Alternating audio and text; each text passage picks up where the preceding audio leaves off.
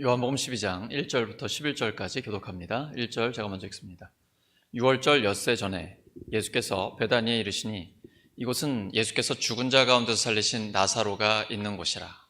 거기서 예수를 위하여 잔치할세 마르다는 일을 하고 나사로는 예수와 함께 앉은 자 중에 있더라. 마리아는 지극히 비싼 향유 곧 순전한 나드 한 근을 가져다가 예수의 발에 붓고 자기 머리털로 그의 발을 닦으니 향유 냄새가 집에 가득하더라. 제자 중 하나로서 예수를 잡아줄 가롯 유다가 말하되 이 향유를 어찌하여 300데나리온에 팔아 가난한 자들에게 주지 아니하였냐 하니 이렇게 말함은 가난한 자들을 생각함이 아니요 그는 도둑이라 돈괴를 막고 거기 넣는 것을 훔쳐가미러라. 예수께서 이르시되 그를 가만두어 나의 장례할 날을 위하여 그것을 간직하게 하라. 가난한 자들은 항상 너희와 함께 있거니와 나는 항상 있지 아니하리라 하시니라. 유대인의 큰 무리가 예수께서 여기 계신 줄을 알고 오니 이는 예수만 보기 위함이 아니요 죽은 자 가운데서 살리신 나사로도 보려 함이러라. 대제사장들이 나사로까지 죽이려고 모의하니 함께 읽습니다. 나사로 때문에 많은 유대인이 가서 예수를 믿음이러라. 이러라. 아멘. 요한복음 19번째 시간 향기 가득한 집, 향기 가득한 집이라는 제목으로 하나님의 말씀 전하겠습니다. 오늘 맥추 감사절인데요. 보리나 밀, 그 첫 번째 추수한 첫 열매를 가지고 하나님께 감사드리는 절기입니다. 그래서 첫 열매의 날 이렇게 표현하기도 합니다. 오늘 본문에서는 하나님께 대한 감사와 헌신의 표시가 바로 향유를 붓는 것으로 나타나죠. 근데 순전한 나드 한 근이라고 되어 있습니다. 가룟 유다한테 참 고마운 일이 있죠. 이게 얼마나 하는지를 정확하게 알려줬습니다. 노동자의 1년 연봉에 해당이 됩니다. 보통 적게 받아도 한 3천만 원 이상 되지 않겠습니까? 그러니까 가난한 소녀가 결혼하기 전에 혼숙감으로 준비한 것입니다. 이제 얼마 있으면 사용해야 될 자기 인생에서 가장 소중한 그 향유 한 근에 옥합을 깨뜨린 것이죠. 얼마 전까지만 해도 이 마리아의 집이 분위기가 어땠습니까? 초상집 분위기였죠. 남성 중심 사회에서 집안의 남자라고는 오빠 하나밖에 없는데 오빠가 병들어 죽었습니다. 집안의 희망은 하나도 없고 완전히 절망 가운데 낙심하고 있었습니다. 그러니까 세상에 모든 짐, 고난, 고통을 다 짊어지고 가는 그런 여인 같은 사람이 바로 마리아입니다. 그런데 바로 그 집에 예수님이 오셔서 예수님의 은혜를 부어주시니까 그 초상집이 잔치집이 된 것입니다. 가장 절망적인 자리에 있었던 그 여인이 이제는 성경 전체에서 교회 역사에서 가장 아름다운 헌신을 한 그런 여인이 된 것입니다. 우리의 삶도 어떤 고난과 고통, 시험과 어려움이 있다 할지라도 하나님의 은혜만 받으면 그 모든 것이 복으로, 하나님의 복으로 바뀔 수가 있는 것입니다. 아멘? 하나님의 은혜를 부어주시면 가능한 것입니다. 우리가 보통 헌신을 이야기할 때 마리아의 헌신 참 많이 이야기합니다. 그의 옥합을 깨뜨려 향유를 부었기 때문이죠. 그것도 발에다 부은 것입니다. 자기의 머리털로 발을 닦았습니다. 당시에 발을 닦는다라는 것은 노예가 하는 일이었거든요. 그런데 자기의 그 소중한 머리털을 가지고 노예나 하는 일을 한 것입니다. 발을 깨끗이 닦아준 것이죠. 이런 헌신이 어떻게 가능할까요? 마리아가 하나님의 은혜를 먼저 충만히 받았기 때문에 가능한 것입니다. 오빠가 죽었다가 예수님의 능력으로 살아났습니다. 이것은 구약의 에스겔 37장이 실제로 이루어진 것이죠. 에스겔에게 마른 뼈들이 보입니다. 하나님께서 환상 중에 마른 뼈로 가득 차 있어요. 여러분 뼈 마른 것 보신 적 있죠? 화장터에서 보시면 저도 저희 아버지 어머니 두 분 다 하늘나라에 보내드리고 제가 상주로서 그 화장을 마친 것을 단지에 들어있는 뼈 가루를 제가 본 적이 있습니다. 백색 가루입니다. 숙연해지죠. 그런 마른 뼈가 살아날 수 있을까요? 하나님께서 에스겔에게 물어보십니다. 에스겔아, 마른 뼈가 살아날 수 있겠니? 여러분 뭐라고 대답하시겠어요? 화장터에서 이 마른 뼈가 살아날 수 있겠다라고 대답할 수 있겠습니까? 근데 에스겔 지혜롭게 대답합니다. 주님께서 아십니다. 못한다, 안 된다 이런 부정적인 말 하지 않아요. 주님께서 아십니다. 그럼요. 주님께는 가능하잖아요. 마른 뼈도 살아날 수 있잖아요. 그러니까 하나님 이렇게 말씀하시죠. 너 내가 말하는 대로, 시키는 대로 얘기해라. 마른 뼈한테 명령해라. 주님의 말씀대로 대언을 하니까 생기가 와서 마른 뼈가 살아나는 겁니다. 뼈가 마디가 붙어요. 힘줄이 붙습니다. 그리고 하나님의 군대로, 큰 군대로 일어나게 되는 것입니다. 하나님의 능력, 성령의 역사가 임하면 마른 뼈도 살아납니다. 그것이 성령의 역사예요. 근데 마리아는 자기 집에서 그걸 본 거예요. 오빠가 죽어서 다 끝났다라고 생각했는데 예수님이 오시니까 나사로야 나오라! 한마디에 나오는 거예요. 여러분, 마리아 하면 어떤 장면이 떠오릅니까? 우리 성도님들처럼 늘 말씀을 듣는 장면이 떠오르죠. 언니 마르다는 어땠어요? 항상 부엌에서 일하는 장면이 떠오르죠. 제 딸이 그러더라고요. 아빠, 마르다가 불쌍해. 마리아는 말씀 듣고 막 향유 붓고 머리로 이렇게 막 닦아주고 이렇게 멋진 모습만 보이는데 마르다는 부엌대기처럼 땀 흘리면서 바쁘게 일만 하고. 여러분, 어느 게 더 귀합니까? 마르다가 부엌에서 일하는 것이 귀합니까?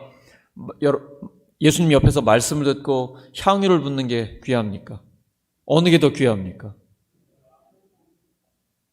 주님은 둘 다 귀하다고 말씀하십니다. 마르다의 섬김이 없다면 예수님과 그 제자들이 함께 음식을 나눌 수 있겠습니까? 예수님이 음식 나누는 걸 얼마나 소중하게 여기십니까? 그것은 내가 너의 친구야, 너의 가족이야, 우리는 하나님의 가족이라는 걸 선언하는 거예요. 아무리 세리들, 죄인들, 세상 가운데서 어떤 일을 하고 있든지 관계없어요.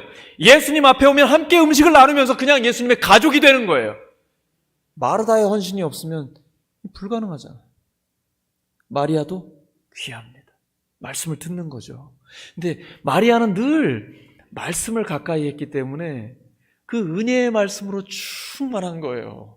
여러분, 항상 하나님의 말씀이 들리고 그 은혜 때문에 감격하고, 그리고 마른 뼈도 살아나는, 죽은 오빠가 살아나는 그 놀라운 은혜를 경험하니까요, 시키지 않아도 헌신하게 돼 있는 거예요. 헌신해라 이런 말 할 필요 없습니다. 하나님의 은혜를 충만히 받으면 누가 시키지 않아도 헌신의 자리로 나오게 되어 있어요. 그냥 하나님 앞에 내 삶을 다 드리고 싶은 거예요. 그게 바로 마리아의 삶입니다. 우리의 삶도 그렇게 되기를 예수 그리스도의 이름으로 축원합니다. 근데 코로나 시대가 이거를 완전히 바꿔놔 버렸어요. 예배가 무엇입니까? 나를 위해 죽으시고 부활하신 그 예수님의 은혜 때문에 감격하고 감사하면서 내 삶을, 내 몸을, 내 마음을, 내 시간을 하나님께 드리는 것이 예배잖아요. 드리는 것이 예배잖아요. 근데 코로나 시대에는 그냥 컴퓨터 모니터 앞에서 아니면 스마트폰 보면서 편안하게 예배드리게 해줬습니다. 저도 저희 가족이 코로나 때문에 집에서 한번 예배를 드렸는데 세상 편하더라고요. 누가 보는 사람도 없고 너무 편한 거죠. 근데 거기에 성령의 감동은 없어요. 편안함은 예배가 아니에요. 헌신이 없으면 예배는 드릴 수가 없는 거예요. 예배란 우리를 하나님께 드리는 거거든요. 바로 그럴 때에 하나님께서 영광 받으시고 그 하나님의 영광을 우리가 볼 수가 있는 것입니다. 우리 교회의 존재 목적이 무엇입니까? 우리가 왜 모이는 것입니까? 교회란 왜 존재해야 합니까? 영혼을 구원해서 제자 삼는 거죠. 그 제자가 어떤 사람이 되어야 하는 겁니까? 하나님을 예배하는 사람이 되어야 하는 겁니다. 하나님을 찬양하는 사람이 되어야 하는 겁니다. 하나님 그런 사람 찾고 계십니다. 영과 진리로 예배하는 사람. 요한복음 4장에 기록되어 있잖아요. 하나님은 그런 예배자를 찾고 계신다고요. 그래서 우리가 목장에서 VIP들 또 다음 세대들을 위해 전도 대상자들을 위해 기도할 때에 영혼이 구원받아 예수님의 제자가 되면 그 다음에는 마음을 다해 뜻을 다해 하나님을 예배하는 자리로 바로 거기로 나아가야 합니다.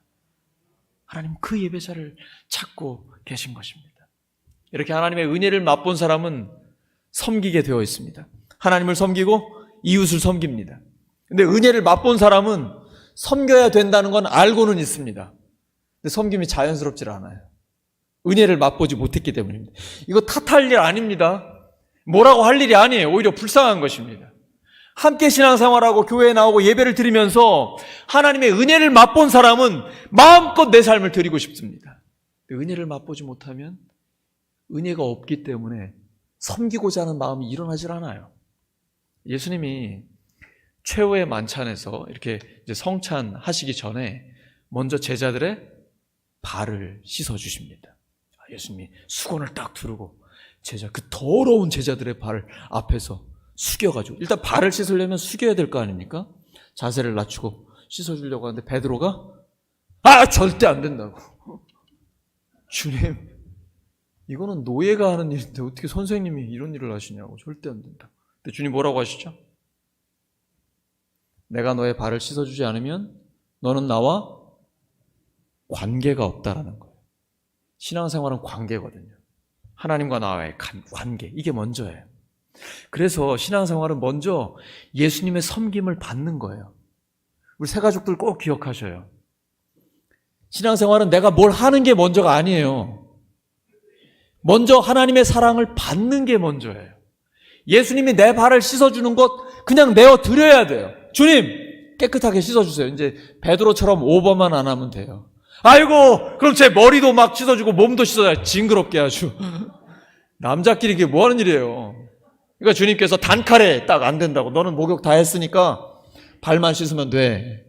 그러니까 우리가 예수님의 죽으심과 부활로 깨끗함을 받았잖아요. 근데 살다 보면 죄 지을 때 있지 않습니까?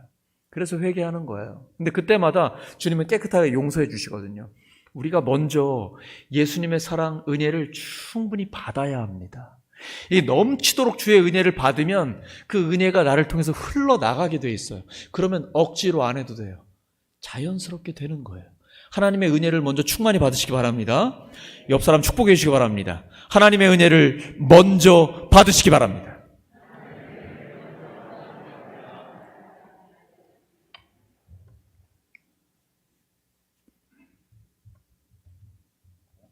근데 하나님의 은혜 받으면 마귀가 또 시험을 할 때가 있습니다.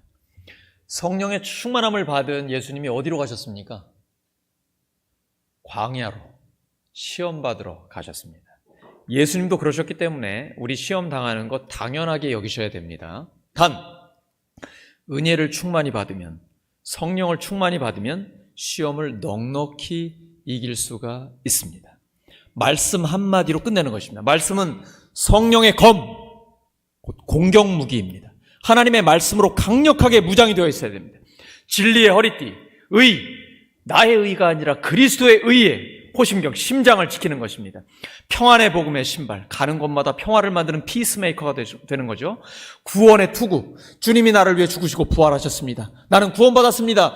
지금 내가 세상을 떠나도 하나님 나라는 나의 것이요 영원한 생명이 내 안에 있습니다 라는 확신, 믿음의 방패, 세상에서 부정적인 말, 그리고 불의를 행하라고 하고 법망에만 걸리지 않고 너의 이익을 위해 살라고 이렇게 부정적인 것들이 올 때 믿음의 방패 막아버리는 거예요.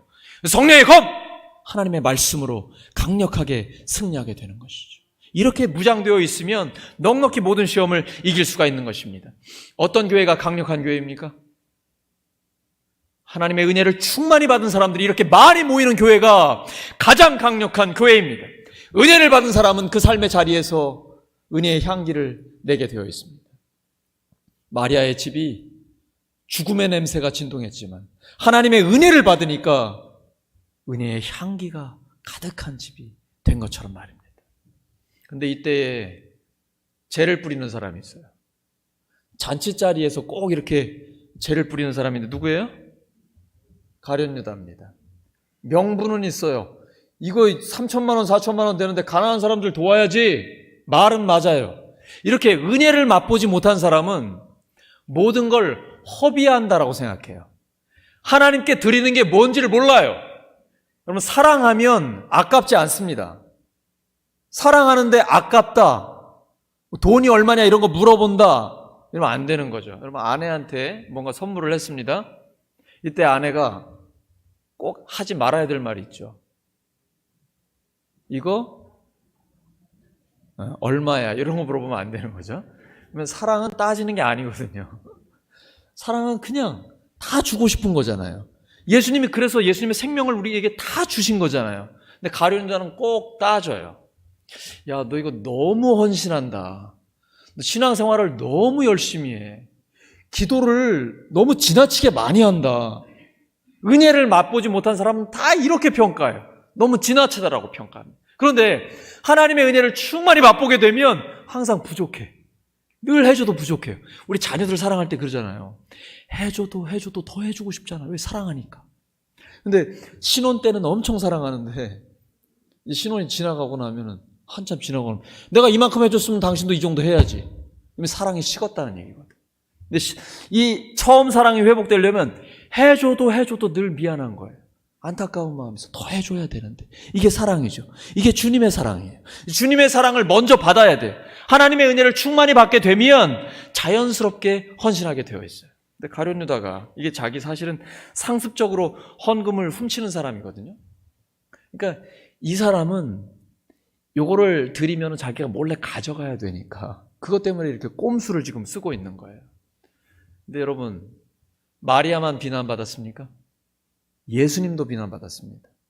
안식일에 병든 자를 고쳐주면 안식일 법을 어겼다고 그래요. 그리고 죄인과 세리들과 함께 잔치를 열고 식사를 함께 하면 너 똑같은 죄인이지 이렇게 비난합니다.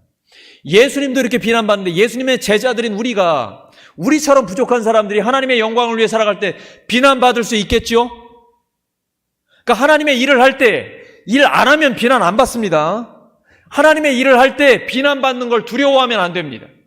오직 하나님께서 나를 보고 계신다. 확신을 가지고 담대하게 나아가야 돼요. 누가 뭐라고 해도 하나님의 일이라는 확신, 하나님이 기뻐하신 일이라는 확신이 있으면 담대하게 주의 일을 감당해야 합니다. 그래서 바울은 이렇게 고백했습니다. 빌립보서 2장 17절과 18절입니다. 시작.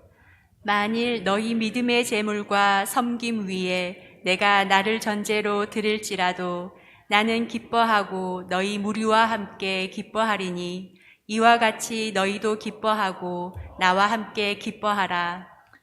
전제라는 것은 제사의 한 형식인데요. 붉은 포도주를 제단 위에다 붓는 것입니다. 그러니까 예배를 드릴 때 이렇게 붉은 포도주를 붓는 거예요. 붉은 포도주 하면 뭐가 생각나십니까? 피죠. 그러니까 예수님께서 우리를 위해 피를 흘려주셨죠. 근데 지금 바울은 자기 자신도 복음을 위해 전제와 같이 부어지고 싶다라고 얘기하는 거예요. 원래 예수 안 믿는 사람이고 예수 믿는 사람 핍박하던 자가 부활하신 예수님을 만나고 나니까 이렇게 변화된 거예요. 나의 마지막 남은 피 한 방울까지도 하나님의 영광을 위해 붓고 싶다. 저는요, 전 정말 우리 성도님들께 너무 감사해요. 그리고 또 이렇게 주중에 전도하러 오시는 분들을 보면 이분들은 진짜 하나님한테 미친 사람이다. 이 더운 날 여기에 와서 자기의 남은 땀방울 하나, 그 핏방울 하나라도 하나님의 영광을 위해 쓰고 싶다라는 그 영혼 구원의 열정, 이게 하나님의 은혜를 맛봤기 때문에 가능한 거예요. 나 언제 불러도 죽기 전에라도 오늘 주님이 나를 부르셔도 마지막 남은 피 한 방울까지 하나님의 영광 위해 복음을 위해 살고 싶습니다. 다른 사람을 살리는데 하나님 저를 사용해 주세요. 주님 얼마나 기뻐하시겠어요. 거기에 하나님의 상이 있어요. 그러니까 바울이 이렇게 고백하잖아요. 어디서 고백했죠? 디모데후서 4장 6절에서 8절입니다. 시작. 전제와 같이 내가 벌써 부어지고 나의 떠날 시각이 가까웠도다. 나는 선한 싸움을 싸우고 나의 달려갈 길을 마치고 믿음을 지켰으니 이제 후로는 나를 위하여 의의 면류관이 예비되었으므로 주 곧 의로우신 재판장이 그날에 내게 주실 것이며 내게만 아니라 주의 나타나심을 사모하는 모든 자에게도니라. 바울은 지금 자기가 전제와 같이 붉은 포도주와 같이 마지막 남은 한 방울의 피까지라도 복음을 위해 하나님의 영광을 위해 흘리고 쏟고 가고 싶습니다. 나는 믿음을 지키고 선한 싸움을 싸웁니다. 이제 끝까지 왔습니다. 믿음 지켰습니다. 남은 건 뭐예요? 하나님이 상 주신다는 거예요. 이걸 바라보고 있는 겁니다. 난 뒤에 있는 건 다 잊어버려요. 잘한 것도 잘못한 것도 다 잊어버려요. 오직 표대를 향하여 나를 부르신 그 부르심의 상을 향하여 저는 달려갑니다. 그 끝까지 믿음을 지키면 하나님 저에게 상을 주실 줄로 믿습니다. 그 믿음 가지고 나아가는 것입니다. 여러분, 가장 고귀한 인생은 어떤 인생입니까? 하나님 영광 위에 마지막 남은 피 한 방울까지 흘리는 희생하는 인생입니다. 가장 행복한 성도 어떤 사람입니까? 가장 행복한 목사가 어떤 목사입니까? 이 강단에서 하나님 말씀 전하다가 죽고 싶다. 강단에서 말씀 전하면서 목숨 거는 목사, 가장 행복한 목사 아닙니까? 가장 행복한 성도는 어떤 성도입니까? 나의 삶의 자리에서 하나님 나에게 맡겨주신 일이 있잖아요. 교회와 가정과 일터에서 나 그 하나님의 일을 하다가 하나님 영광 위에 살다가 복음 위에 살다가 마지막 남은 피 한 방울까지도 흘리고 주의 영광 위에 살다 가겠습니다. 나 살아도 주의 것이고 죽어도 주의 것입니다. 그래서 갈라디아서 2장 20절에 고백하죠. 내가 그리스도와 함께 십자가에 못 박혔나니 죽었다는 얘기예요. 이제 내가 사는 것이 아니 오직 내 안에 그리스도께서 사시는 것이라. 근데 살다 보면 시험 당할 때 있죠. 여러 가지 유혹을 받을 때가 있어요. 제가 직장 생활을 해보니까 이게 쉽지 않아요. 그렇게 교회에서 외치는 것처럼 아주 깨끗하게 그렇게 산다는 게 너무 어려워요. 근데 그 삶의 자리에서 실제로 어려울 때 내가 예수님 믿는다는 것 때문에 따돌림을 당하고 손해를 보기도 하고 힘들기도 하지만 그 믿음 지키기가 너무 어렵지만 주여 내가 주의 영광을 위해 살겠습니다. 끝까지 믿음을 지키겠습니다. 이렇게 결단할 때 하나님께서 그 삶에 응답해 주십니다. 하나님은요 반드시 하나님의 사람을 위해서 상을 예비하고 계시고 그 상을 주신다고 약속해 주셨습니다. 믿음이 없이는 하나님을 기쁘시게 못하나니 하나님께 나아가는 자는 반드시 그가 계신 것과 자기를 찾는 자들에게 상 주시는 이심을 믿어야 할지니. 이렇게 하나님과 이웃을 진정으로 사랑하게 되면 불꽃처럼 살게 됩니다. 그렇게 마음으로 뜨겁게 사랑하면 사랑의 용광로 같은 교회와 가정이 되는 것입니다. 진짜 변화의 역사가 우리의 삶에 실제로 나타나는 겁니다. 아직은 그렇게 크지 않을지 몰라요. 그런데 손바닥만한 구름이 보이기 시작해요. 잊지 마세요. 엘리야가 봤던 그 구름은 정말 손바닥만한 작은 구름이었어요. 근데 그것이 3년 반의 가뭄을 없애버린 엄청난 비로 내리게 된 것입니다. 그러니까 여러분 징조를 보셔야 됩니다. 기도하는 사람은 그 징조가 보여요. 하나님께서 역사하시는 게 그 작은 변화가 보입니다. 그러면 그것이 자라서 엄청난 하나님의 역사로 일어나게 됩니다. 절대 낙심하지 마세요. 항상 기도하고 낙심하지 마세요. 예수님의 말씀이에요. 하나님은 그 기도할 때 응답의 징조를 보여주십니다. 그거를 통해 놀라운 하나님의 역사를 경험하시기를 예수 그리스도 이름으로 축원합니다. 옆 사람 축복해 주시기 바랍니다. 하나님의 징조를 보시기 바랍니다.